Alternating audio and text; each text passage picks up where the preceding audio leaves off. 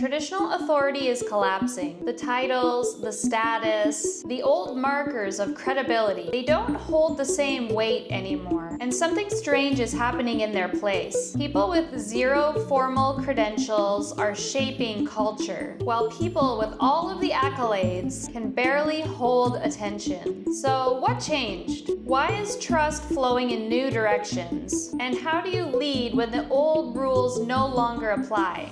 I'm Alicia Rapp, a Rebel Authority strategist. I've helped hundreds of high-achieving leaders drop performance-based branding and rise into a deeper, more undeniable kind of authority.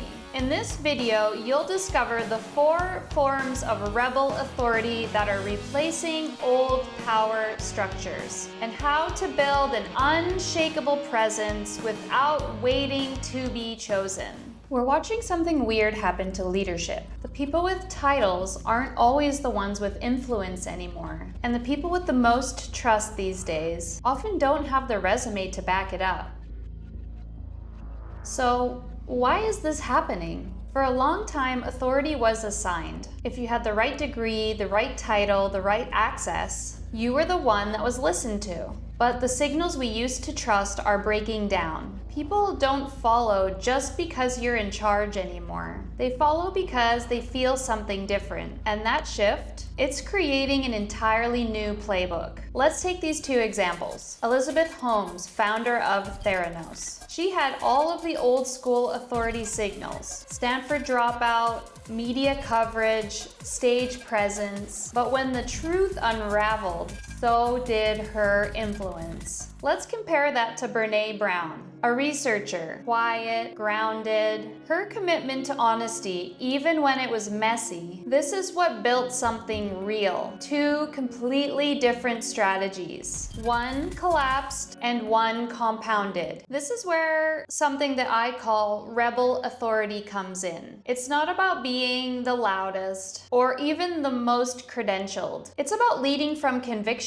Authority that isn't assigned from above, but chosen by the people who experience you. It's earned, not granted, felt, not forced. And most importantly, when you do this correctly, it is sustainable. Let's break this down into 4 real-world examples. This is what I call the rebel authority matrix. There are 4 rebel identities, and as soon as you hear it, you will know which one you are. Let me know in the comments when you get it. First, we have the quiet revolutionary. Think Ruth Bader Ginsburg. Doesn't demand attention, but leads with deep consistency. People trust her because she never pretended. Number 2, the visionary provocateur. Think Malcolm Gladwell. Challenges the way we think without attacking anyone. He shifts ideas by offering a better lens. Number 3, the authentic rebel. Think Brené Brown. She shares the stuff that most leaders avoid.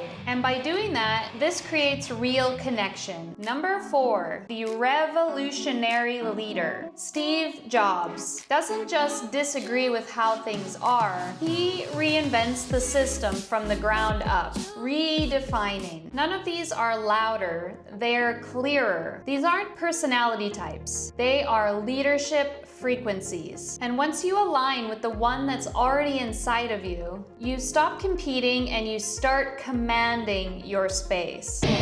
So, what does this mean for you? If authority isn't given any longer, how do we build it? First, get honest about where you're still performing for the old system. Then, start speaking from your actual convictions, not what's expected. And finally, find one place within your industry that feels outdated to you, and be the one to offer a new way forward. That is how real authority is built nowadays. Made when nobody is watching, repeated over time to become the one, and remembered for generations because you stood true to your core. This shift is already happening. Traditional signals are fading, but what is rising? This is the question. Leaders who are trusted for how they think, how they show up, and how they connect. You don't need a title to lead. You just need to be real enough to be followed. So let's recap. Traditional authority is unraveling because it was built on conditions, not connection. Rebel authority is sourced,